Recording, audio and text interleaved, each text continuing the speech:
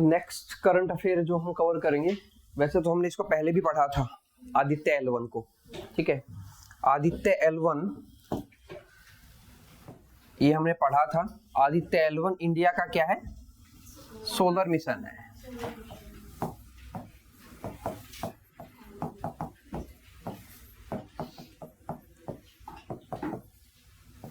ठीक है, जिसको हमने 2024 में लॉन्च किया है, ठीक है। और सोलर मिशन में ये स्टडी क्या करेगा, इट विल स्टडी सन का जो आउटर मोस्ट एटमॉस्फेयर है,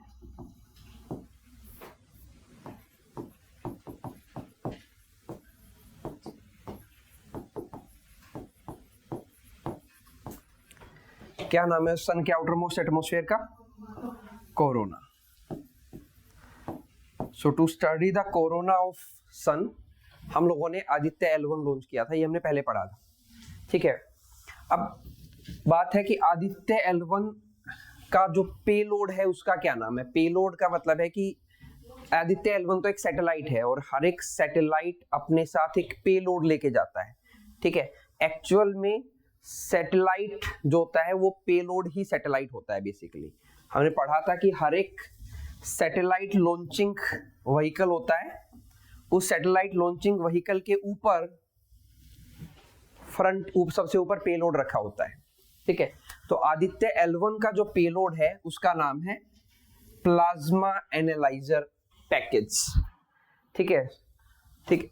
और फॉर आदित्य तो उसको पापा करके एक एक्रोनिम है, ठीक है। तो अगर ये पूछ लिया जाए कि दिस पापा was sometime seen in news, तो ये क्या चीज है, तो पीसीएस के अकॉर्डिंग तो इसकी फुल फॉर्म भी इंपॉर्टेंट है, plasma analyser package for Aditya.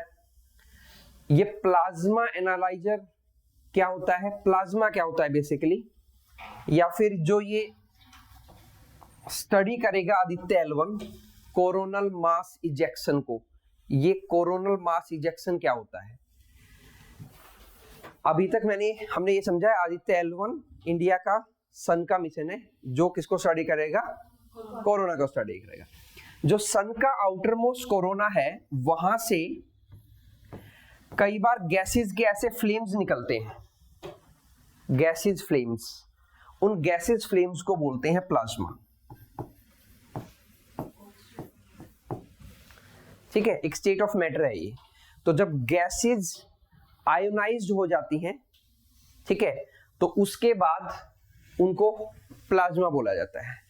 तो सन का जो आउटर मोस्ट एटमॉस्फेयर है वहां से जो गैसेस का इजेक्शन होता है उसको प्लाज्मा बोलते हैं, और उसी को बोलते हैं कोरोनल मास इजेक्शन।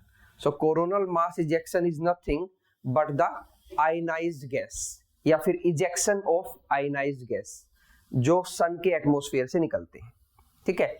इनका वैसे तो एक साइकिल होता है, ये 11 साल के बाद ऐसे निकलते हैं, पर्टिकुलर एक साइकिल होता है। ये पीसीएस ने पूछा था कि ये कोरोनल मास इजेक्शन जो होता है, ठीक है, इसको साइकिल बोलते हैं, एक साइकिल में निकलता है ये। तो ये हाँ 11 ईयर्स के बाद ये निकलता है, ठीक है। तो उसको स्टडी करने के लिए उसके ऊपर एक प्लाज्मा एनालाइजर पैकेज लगाया गया है आदित्य L1 के ऊपर, क्लियर। ऐसा ही एक सिमिलर मिशन नासा और यूरोपियन स्पेस एजेंसी का भी है जिसको बोलते हैं सोहो। आदित्य L1 तो इसरो का मिशन है, इंडियन स्पेस रिसर्च ऑर्गेनाइजेशन का, और SOHO European aeronautical space administration, NASA की full form, national aeronautical space administration और यूरोपियन स्पेस एजेंसी का मिशन है सोहो। सोहो की फुल फॉर्म है solar and heliospheric observatory, solar and heliospheric observatory.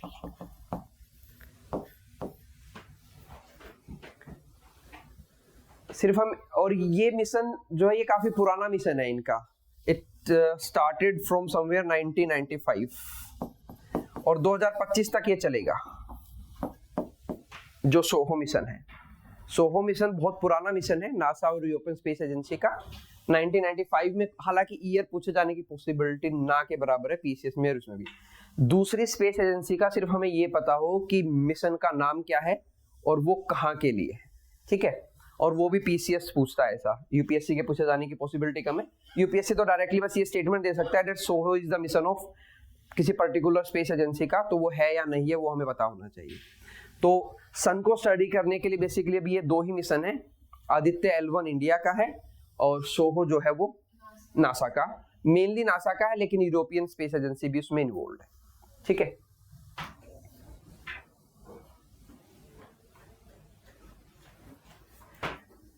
Next news है purple fest से related. PCS पूछ सकते हैं, यूपीएससी के तो पूछे जाने की पॉसिबिलिटी बहुत कम है।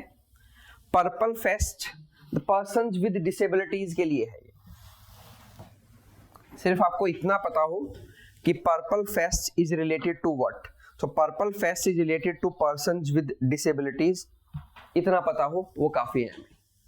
सर ये जम्मू कश्मीर का भी फेस्टिवल है, पर्पल फेस्टिवल होगा ऐसे तो हर स्टेट में एक दो क्या कई फेस्टिवल होते हैं उनके जो इंडिजिनियस फेस्टिवल होते हैं, लेकिन उनको मतलब कोई पर्टिकुलर स्पेसिफिक होता है तो उसको हम नेशनल लेवल पे वो करते हैं। जैसे हमने सेंगाई फेस्टिवल किया था मणिपुर में, तो ऐसे लोकल लेवल पे हो सकता है, लोकल लेवल पे तो हर एक स्टेट के अंदर फेस्टिवल होते हैं।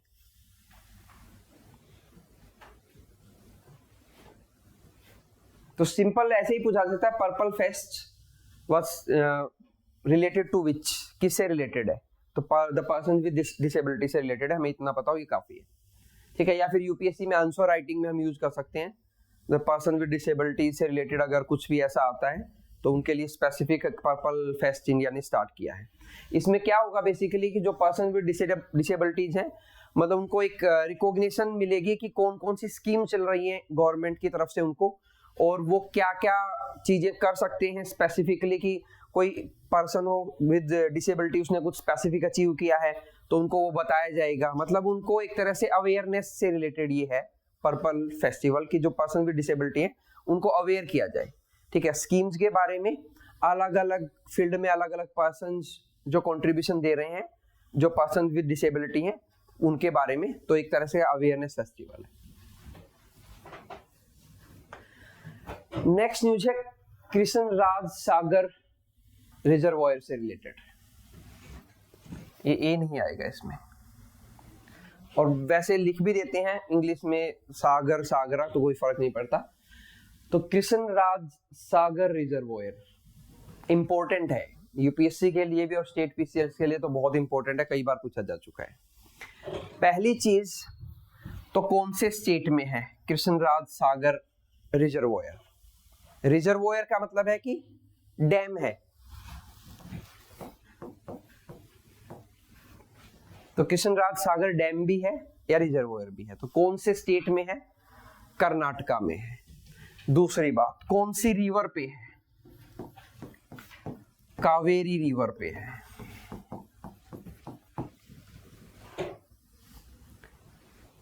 कावेरी रिवर पे कर्नाटका में कृष्ण राज सागर डैम है।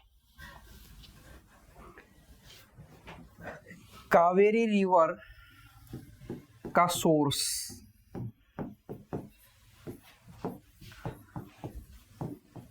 ताल कावेरी वेस्टर्न घाट्स,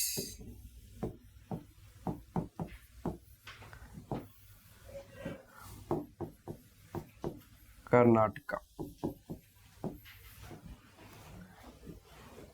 ठीक है।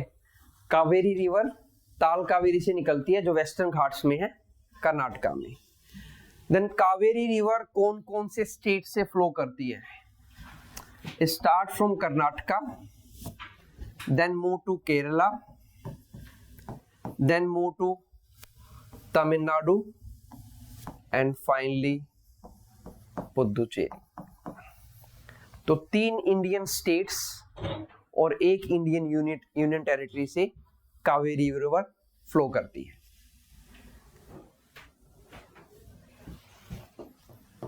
तमिलनाडु में कावेरी रिवर पे 2 डैम हैं जो फेमस हैं। हम वही डैम पढ़ रहे हैं जो काफी फेमस है या लार्ज रिजर्वॉयर है जिनका, वैसे बहुत स्मॉल स्मॉल डैम और भी हो सकते हैं उन पे। मैट्यूर डैम पूछा गया है, कहां पे है? तमिलनाडु में है। कौन सी रिवर पे है? कावेरी रिवर पे है। देन भवानी सागर डैम, ये दोनों ही, भवानी सागर और मैट्यूर दोनों ही तमिलनाडु में हैं और दोनों ही कावेरी रिवर पे हैं। कावेरी रिवर के वाटर के लेके डिस्प्यूट है कर्नाटका और तमिलनाडु के बीच में, हालांकि केरला भी उस डिस्प्यूट में शामिल है। तो कावेरी वाटर डिस्प्यूट बेसिकली तो इन सबके बीच में ही है, ठीक है। लेकिन जो ज्यादा डिस्प्यूट है वो कर्नाटका और तमिलनाडु में है, क्योंकि केरला में बहुत ज्यादा एरिया को ड्रेन नहीं करती है कावेरी रिवर, ठीक है। ज्यादा एरिया को ड्रेन करती है कर्नाटका और तमिलनाडु में। तो there is a dispute on water sharing between Karnataka and Tamil Nadu for the river Kaveri. Kaveri को दक्षिण गंगा भी बोला जाता है। It is also known as Dakshin Ganga.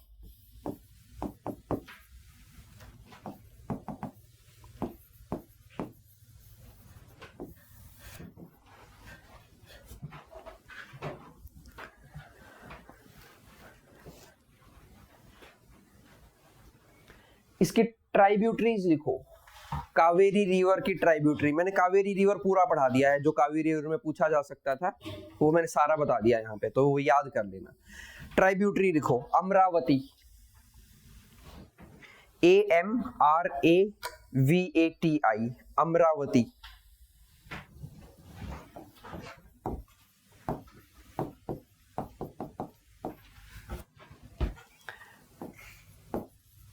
Bhavani,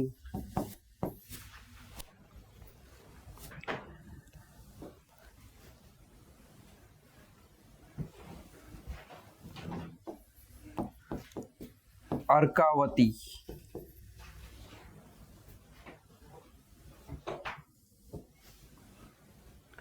और लास्ट है सुरनावती।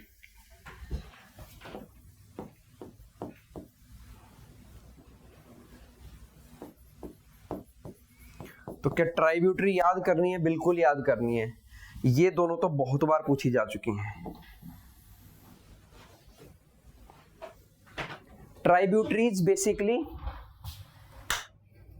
क्या होती है? ट्राइब्यूटरीज जिनसे मिलके कोई पर्टिकुलर रिवर सिस्टम बनता है। जैसे कावेरी रिवर सिस्टम अलग अलग उसकी ट्राइब्यूटरीज से मिलके बनता है।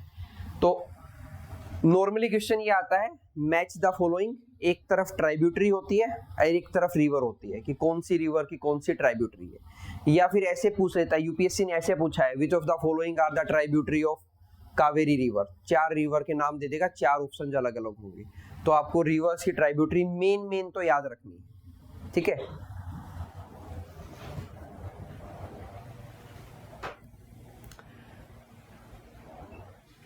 डन, लिखिए इतना। वेस्टर्न घाट्स जो हैं इंडिया में स्टार्ट होते हैं गुजरात से, देन उसके बाद महाराष्ट्र, देन उसके बाद Goa, then Karnataka, then Kerala, then Tamil Nadu. तो 6 स्टेट्स में फैले हुए हैं वेस्टर्न घाट्स इंडिया में, ठीक है। तो स्टेट्स के नाम के साथ आप याद रख लेना कि कौन कौन से स्टेट्स में वेस्टर्न घाट्स हैं इंडिया में। वेस्टर्न घाट को इंडिया का बायोडाइवर्सिटी हॉटस्पॉट बोला जाता है।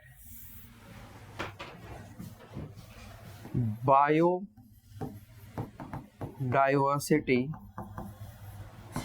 हॉटस्पॉट। इंडिया में टोटल 4 बायोडाइवर्सिटी हॉटस्पॉट्स हैं। हॉटस्पॉट्स का मतलब होता है एरिया जहां पे बहुत ज्यादा फ्लोरा और फोना की डाइवर्सिटी मिलती है। डाइवर्सिटी मतलब भिन्नता मिलती है, बहुत वैरायटी ऑफ फ्लोरा मतलब प्लांट्स और बहुत वैरायटी ऑफ फोना मतलब एनिमल्स की बहुत सारी वैरायटी मिलती हो, तो उसको बोलते हैं बायोडाइवर्सिटी हॉटस्पॉट। तो इंडिया में 4 बायोडाइवर्सिटी हॉटस्पॉट हैं, ठीक है। संजू बताएगी कौन कौन से, बाकी 3। वेस्टर्न घाट्स एक हो गया, हिमालय सेकंड है,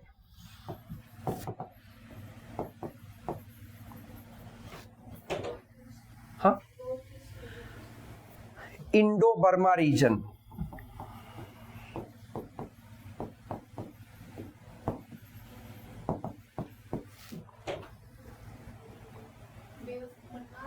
नहीं,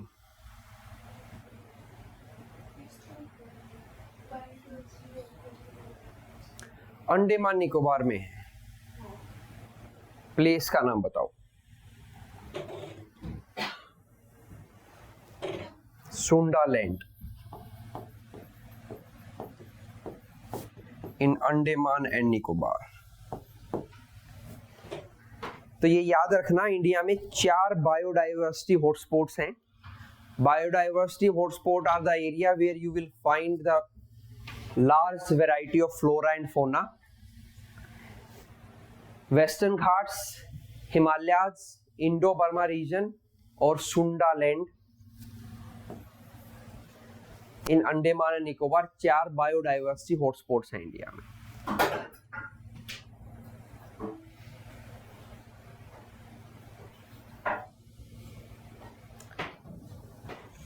ये कृष्णराज सागर रिजर्वायर न्यूज में इसलिए था कि बेंगलोर को वाटर देता है ये सिटी को, और बेंगलोर को इंडिया की गार्डन सिटी भी बोला जाता है और सिलिकॉन सिटी भी बोला जाता है, ठीक है। और सिलिकॉन वैली बोल लो या सिलिकॉन सिटी भी बोल लो, ठीक है। सिलिकॉन वैली या सिलिकॉन सिटी ऑफ इंडिया है बेंगलुरु, और गार्डन सिटी भी बोला जाता है बेंगलुरु को। तो वहां पे वाटर स्कैरिसिटी हो रखी है बहुत एक्सेस में।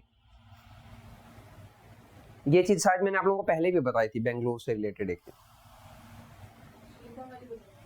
हाँ, नहीं, बेंगलोर में वाटर स्कैरिसिटी से कह रहा हूँ, वो शायद मैंने पहले ही बताया था।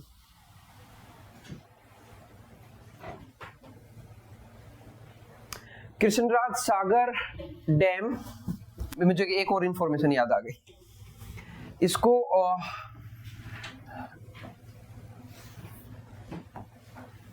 एम विश्वेश्वरैया ने बनाया था।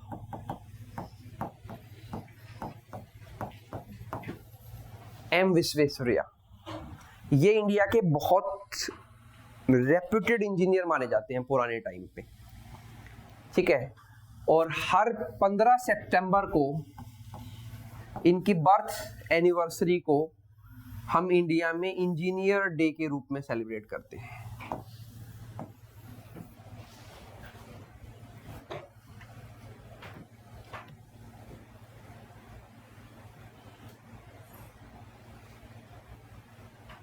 ये पीसीएस ने पूछा हुआ है ये question. Engineer day of India कब सेलिब्रेट होता है, या इंजीनियर डे ऑफ इंडिया को हम किसको कॉमेमोरेट करने के लिए सेलिब्रेट करते हैं? तो एम विश्वेश्वरैया, ठीक है। उन्होंने कृष्णराज सागर रिजर्वोयर या डैम ये इन्होंने ही बनाया था।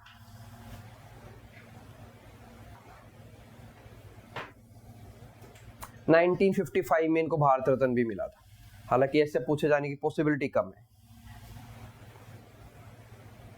लेकिन अगर इनकी कोई बर्थ एनिवर्सरी ऐसी आ जाए कि 75th या फिर 100 या 125, तो उस केस में पूछ सकते हैं।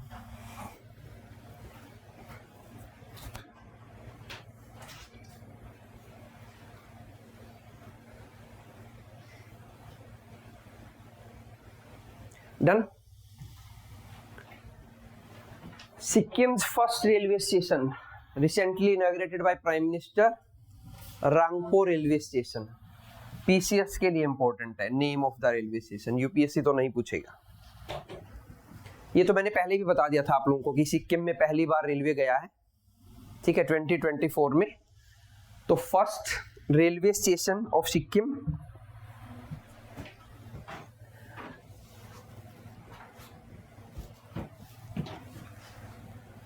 सिक्किम के बारे में कुछ और इंफॉर्मेशन लिखते हैं। It become 22nd state of India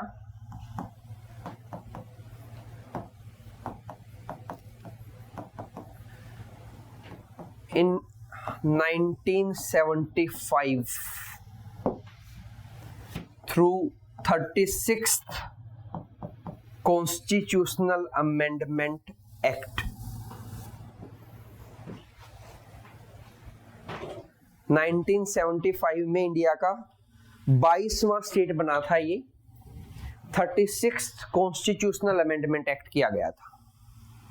उससे पहले 1947 से 1975 तक ये इंडिया का प्रोटेक्टोरेट स्टेट था,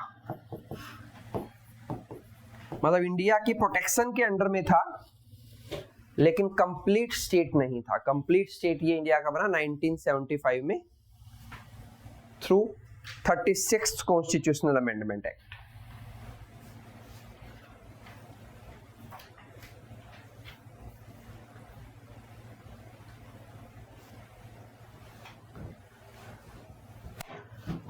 पॉपुलेशन वाइज इंडिया का स्मॉलेस्ट स्टेट है।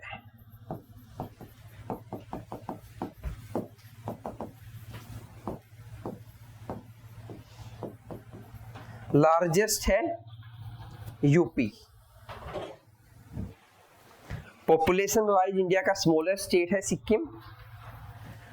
और 2018 में ये वर्ल्ड का पहला ऑर्गेनिक स्टेट बना था, world first organic state.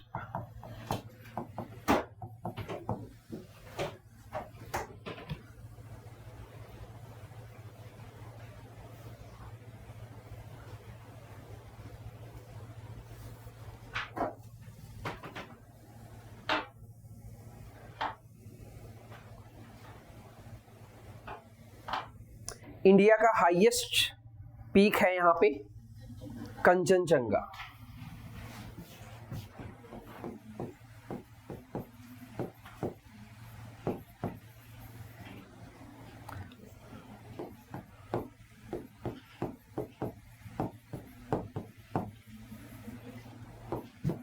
Eight 586 metre height के साथ हाईएस्ट पीक ऑफ इंडिया यहां पे है।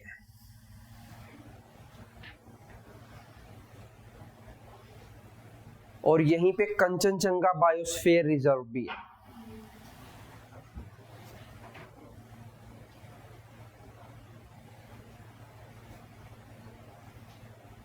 Kanchenjunga biosphere reserve, Kanchenjunga national park और कंचनजंगा पीक, ये तीनों यहीं पे हैं।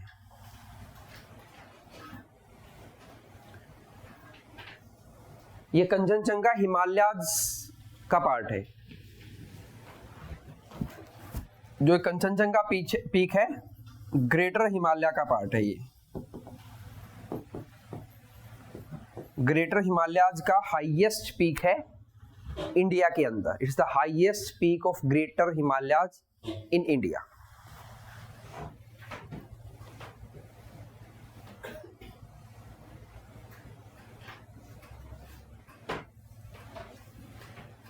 डन। सिक्किम में एक रिवर ओरिजिनेट होती है जिसका नाम है तीस्ता रिवर।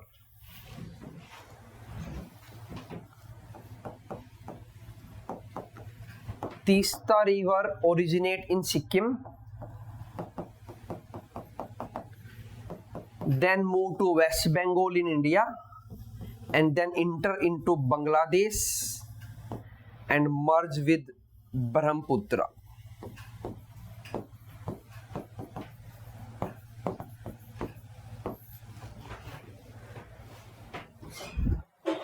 इस तीस्ता रिवर पे यूपीएससी ने क्वेश्चन पूछा था।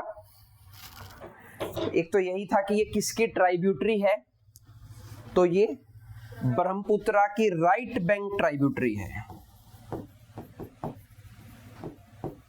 मतलब राइट साइड से ब्रह्मपुत्रा के अंदर ये ऐड होती है, राइट बैंक ट्राइब्यूटरी है। इस रिवर को लेके डिस्प्यूट है इंडिया और बांग्लादेश में।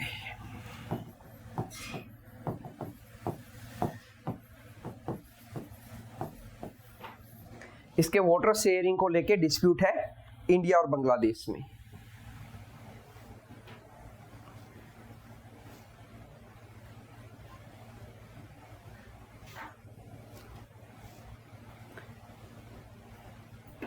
ओरिजिन इसका पूछा नहीं था वैसे, लेकिन वहीं पे हिमालयाज में शोलामो लेक है,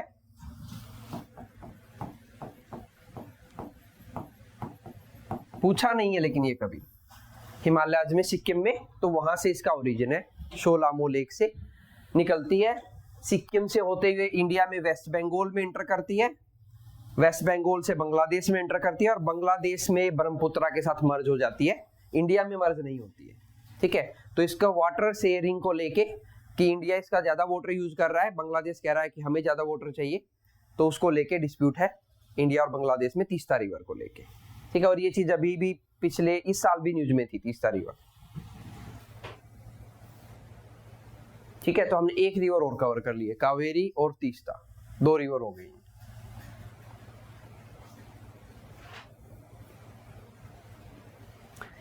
Ecuador apex court decriminalise euthanasia. Euthanasia को बोला जाता है passive killing.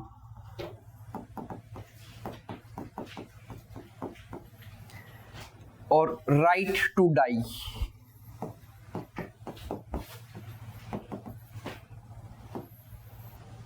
If a person is suffering with some untreatable disease, then they have the right to die.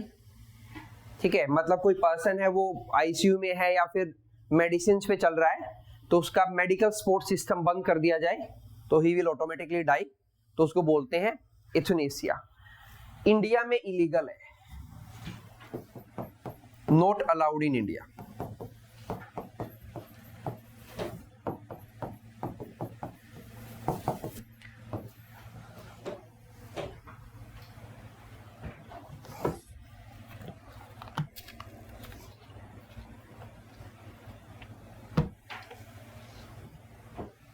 Ecuador कहां पे है?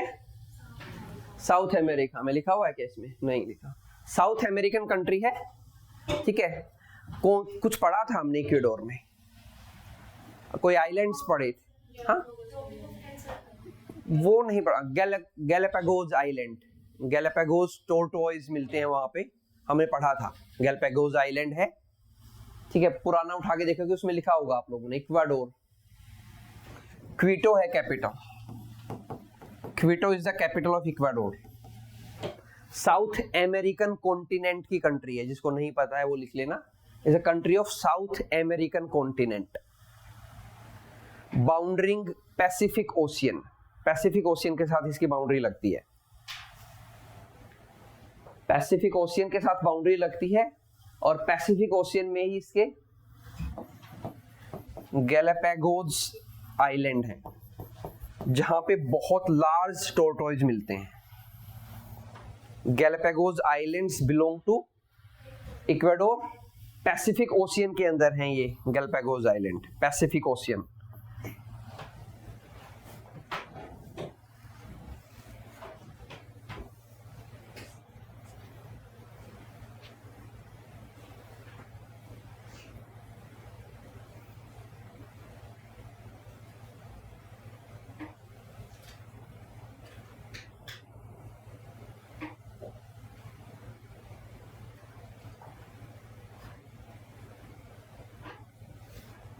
ये एथिक्स का क्वेश्चन बनता है यूपीएससी में, शुड इंडिया लीगलाइज इथनेसिया और नॉट। ठीक है, एक सब्जेक्ट होता है एथिक्स, इंटीग्रिटी और एप्टीट्यूड, मेंस में लिखना होता है, तो वहां पे ऐसे क्वेश्चन जाते हैं कि इथनेसिया इंडिया में अलाउड कर देना चाहिए कि नहीं करना चाहिए। ठीक है, उसके अपने प्रोज हैं, कॉन्स हैं। ठीक है, वो आप एथिक्स में पढ़ोगे। India suspend FMR with Myanmar. FMR का मतलब है फ्री मूवमेंट रेजिम। इंडिया ने म्यांमार के साथ अपनी फ्री मूवमेंट रेजिम को सस्पेंड कर दिया है, रीजन बीइंग कि वहां पे मिलिट्री कू है। अभी मिलिट्री कू का मतलब होता है मिलिट्री रूल।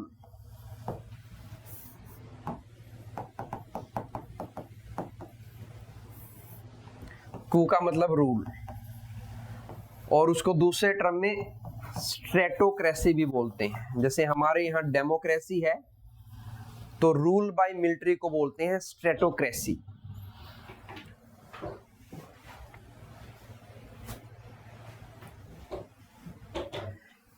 इससे पहले पढ़ा था कि हमने इंडिया के साथ म्यांमार के कौन कौन से स्टेट की बॉर्डर लगती, पढ़ा था शायद हमने, जब हमने ऑपरेशन सनराइज पढ़ाया था मैंने, ऑपरेशन सनराइज। ठीक है, तो इंडिया के कौन कौन से स्टेट के साथ बॉर्डर लगती है? अरुणाचल प्रदेश के साथ सबसे बड़ी बॉर्डर है, फिर मिजोरम के साथ सेकंड हाईएस्ट बॉर्डर है, फिर मणिपुर के साथ थर्ड हाईएस्ट बॉर्डर है, और नागालैंड के साथ फोर्थ हाईएस्ट और लास्ट। इन स्टेट्स के साथ बॉर्डर लगती है म्यांमार के इंडिया की।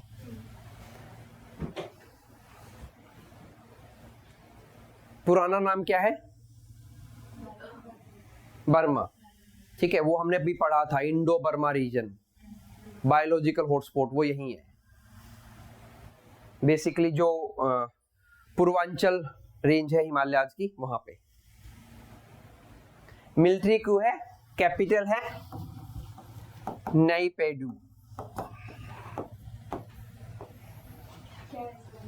नाईपेडू कैपिटल ऑफ म्यांमार।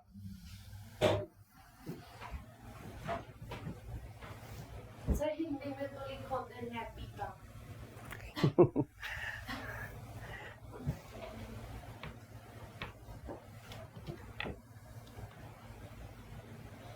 इंग्लिश में तो प्रोनाउंसिएशन यही बोलते हैं, नाईपेडू। और उनके अकॉर्डिंग प्रोनाउंसिएशन म्यांमार के अकॉर्डिंग अलग भी हो सकती है उनकी लोकल लैंग्वेज में।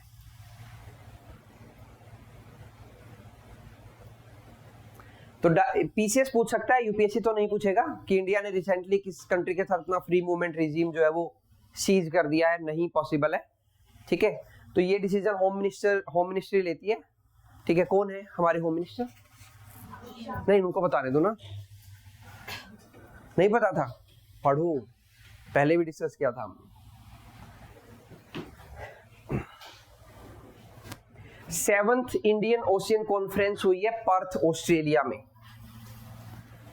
पीसीएस के लिए इंपॉर्टेंट है, प्लेस इंपॉर्टेंट है, कहां हुई है।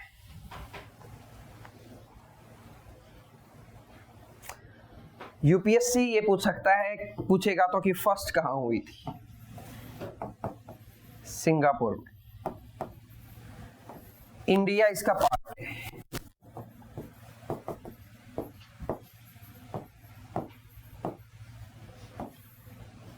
बस हमें इतना ही पता हो, यूपीएससी के लिए खास इंपॉर्टेंट है भी नहीं। 7th इंडियन ओशियन कॉन्फ्रेंस हुई है पर्थ, ऑस्ट्रेलिया में। पहली हुई थी सिंगापुर में। यूपीएससी पूछ सकता है, पीसीएस पहली नहीं पूछेगा। ठीक है, और इंडिया मेंबर है, ये भी यूपीएससी पूछ सकता है कि इंडिया मेंबर है कि नहीं है।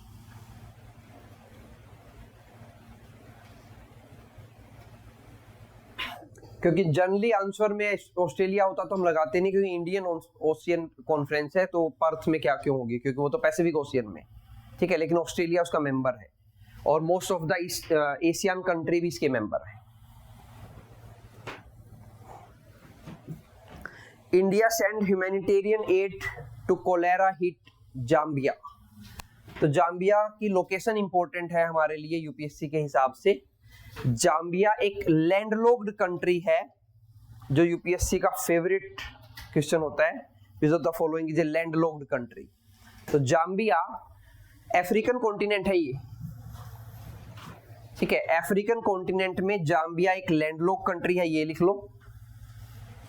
ठीक है, ये तो पीसीएस तो पूछ सकता है कि इंडिया ने अपना ह्यूमैनिटेरियन एड कहां भेजा है कोलेरा के लिए। यूपीएससी नहीं पूछेगा, यूपीएससी तो सिर्फ ये पूछ सकता है जो the following are the landlocked country, क्योंकि न्यूज में होती है उन्हीं में से पूछता है। तो जाम्बिया है। कोलेरा एक बैक्टीरियल डिजीज है।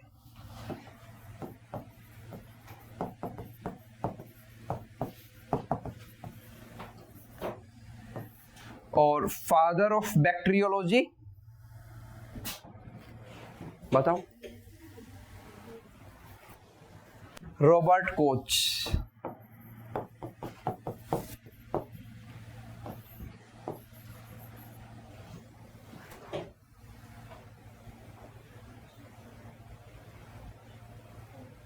कोलेराई करके कोई बैक्टीरिया होता है, उसकी वजह से फैलती है। मुझे अगला वर्ड ध्यान नहीं आ रहा उसका, पीछे कोलेराई होता है तो पता लग जाएगा। तो नॉर्मली ऐसे पूछा नहीं जाता, जो नाम फेमिलियर हो से पता लग जाता है कि इसी से फैलता होगा। ठीक है, बैक्टीरियल डिजीज है, ये ध्यान रख लेना। पीसीएस ऐसा कुछ पूछ सकती है कि कोलेरा वायरल डिजीज है, बैक्टीरियल डिजीज है, ठीक है, या फिर किसी जूस्पोर से होती है, अलग अलग किन चीजों से होती है। तो बैक्टीरियल डिजीज है। हमारे लिए यूपीएससी के हिसाब से इंपॉर्टेंट था जाम्बिया की लोकेशन, कि वो अफ्रीकन कंट्री है और लैंडलॉक कंट्री है। पीसीएस कैपिटल पूछ सकते हैं, ल्यूसाका, क्योंकि पीसीएस में कई बार क्या होता है कि कंट्री और कैपिटल मैच करवा लेते हैं उन कंट्रीज को स्पेसिफिकली जो न्यूज में होती हैं।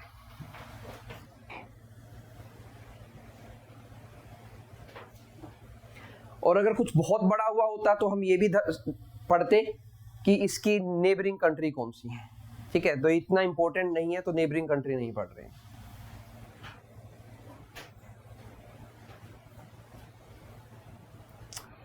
माल्टा become the 119th member of to join ISA. Again ये इंपॉर्टेंट नहीं है कि वो कौन सा मेंबर बना है, हमारे लिए लोकेशन इंपॉर्टेंट है यूपीएससी के अकॉर्डिंग कि ये माल्टा है कहां पे। माल्टा हालांकि पीसीएस के हिसाब से तो अभी ये लेटेस्ट मेंबर है। ठीक है, पहले मैंने न्यूजीलैंड लिखवाया था, उसके बाद कई और ऐड हो गए हैं। ठीक है, न्यूजीलैंड लिखवाया था 102nd मेंबर, उसके बाद बहुत सारे और ऐड हो गए हैं। तो अभी लेटेस्ट ज्वाइन करने वाला है माल्टा, इसके बाद नहीं ज्वाइन किया किसी ने। ठीक है, तो आईएसए की फुल फॉर्म है, अच्छा ये दिखाई हुआ है, इंटरनेशनल सोलर अलायंस। हेडक्वार्टर कहाँ पे है? गुरुग्राम। हमने पढ़ा था ओनली इंटरनेशनल ऑर्गेनाइजेशन जिसका हेडक्वार्टर इंडिया में है। और बना कब था इंटरनेशनल सोलर अलायंस? 2015 में बना था। ठीक है, ज्वाइंट इनिशिएटिव था किसका? फ्रांस और इंडिया का। मतलब इन्होंने प्रपोज किया था, कहां प्रपोज किया था? बताओ संजू, कहां प्रपोज किया था? COP21, जिसको पेरिस क्लाइमेट डील बोलते हैं। ये इंपॉर्टेंट है, ये डायरेक्टली पूछा गया है। COP21 is known as PCS में पेरिस क्लाइमेट डील। ठीक है, पेरिस क्लाइमेट डील है। COP21 का नाम, कोप का फुल फॉर्म है कॉन्फ्रेंस ऑफ पार्टीज, मतलब जो जो पार्टीज, किसकी कॉन्फ्रेंस थी? और ये UNFCCC, United nation framework convention for climate change. United nation framework convention for climate change की जितनी भी कंट्री सिग्नेटरी हैं, जिन्होंने इसको साइन कर रखा है, उनकी 21st मीटिंग हुई थी 2015 में पेरिस में। ठीक है, तो उसको पेरिस क्लाइमेट डील के नाम से जानते हैं। ये मैं पहले भी कई बार कवर कर चुका हूं। ठीक है, तो वहां पे इंडिया और फ्रांस ने एक ज्वाइंट इनिशिएटिव को लॉन्च किया था, इंटरनेशनल सोलर अलायंस। अच्छा, माल्टा की लोकेशन जो देखनी थी वो तो देखिए। माल्टा है मेडिटेरेनियन सी के अंदर। ठीक है, एक आइलैंड कंट्री है माल्टा इन मेडिटेरेनियन सी।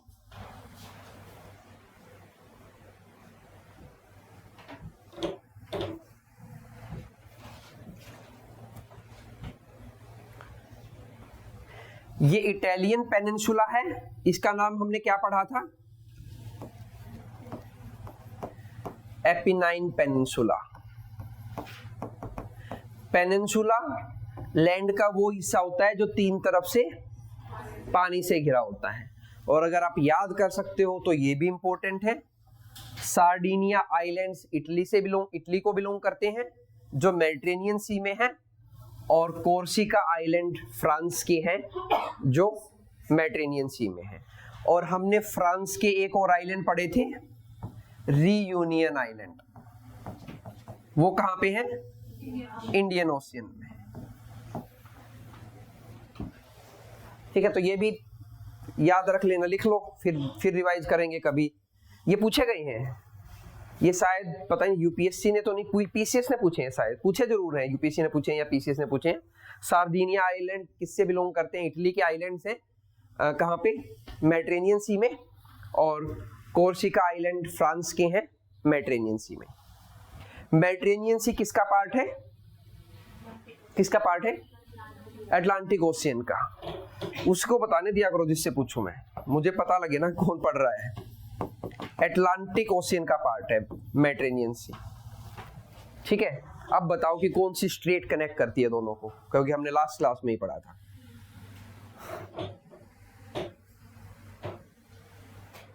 बताओ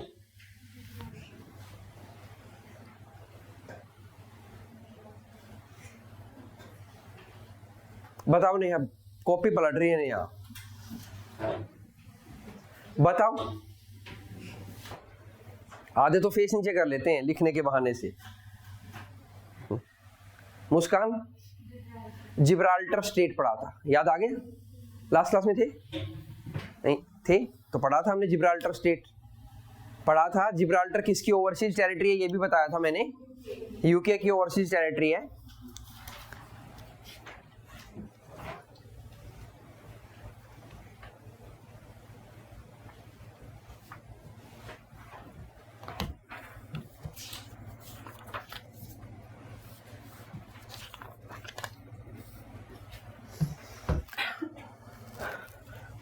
डन। नेक्स्ट पढ़ेंगे रायसीना डायलॉग। पहले समझ लो फिर मैं बताऊंगा क्या क्या लिखना है। एक तो हमें ये पता होना चाहिए रायसीना डायलॉग है क्या। Raisina dialogue is India's flagship का मतलब main conference on geopolitics and geo economics.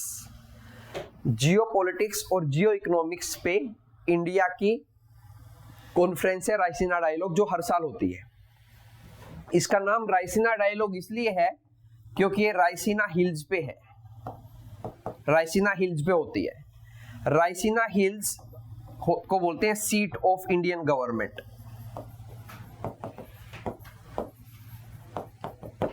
And Raisina hills are the last extension of Aravalli hills, Aravalli range. Aravalli range जो गुजरात से स्टार्ट होती है, गुजरात, राजस्थान, हरियाणा और दिल्ली। तो दिल्ली में सबसे लास्ट एक्सटेंशन है अरावली हिल्स रेंज की। Aravalli range starting from Gujarat, then Rajasthan, then उसके बाद हरियाणा और देन दिल्ली। तो दिल्ली में सबसे लास्ट एक्सटेंशन है अरावली हिल्स की, रायसीना हिल्स। वहां पे इंडियन गवर्नमेंट के सारे ऑफिसेज हैं। तो वहां पे रायसीना हिल्स में Raisina dialogue Indian government conduct करती है एक ऑर्गेनाइजेशन के साथ मिलके, ऑब्जर्वर रिसर्च फाउंडेशन।